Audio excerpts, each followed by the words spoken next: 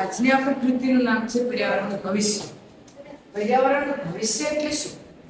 પર્યાવરણનું ભવિષ્ય, પર્યાવરણને આપણે સાચવવા માટે બાયોપ્લાસ્ટિકની પણ જરૂર પડે છે.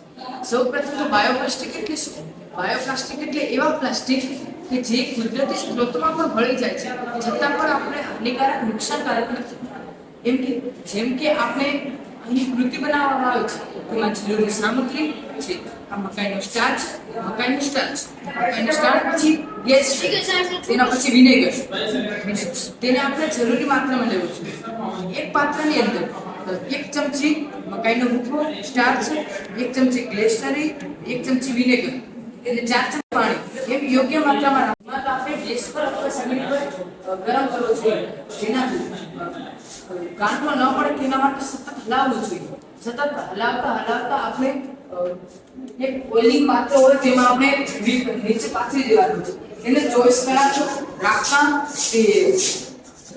રાખતા તે એક બાયોપ્લાસ્ટિક બને છે, જેની રચના આ મુજબ છે. જે બાયોપ્લાસ્ટિક એવું છે કે જે અવિઘટનીય હોય છે, જે વિઘટન હોવાથી જે કુદરતી સ્ત્રોતોમાં ભળી જાય છે.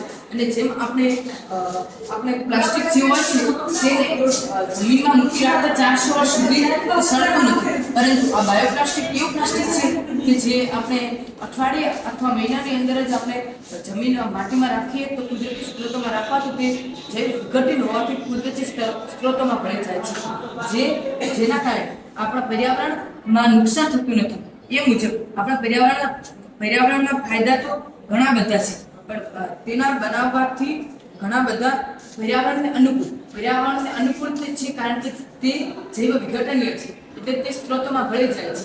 તે પુનઃસ્થાપિત પણ છે, કારણ કે તે મકાઈ જેવા કુદરતી સ્ત્રોતમાંથી બનાવવામાં આવે છે, જેને પુનઃસ્થાપિત પણ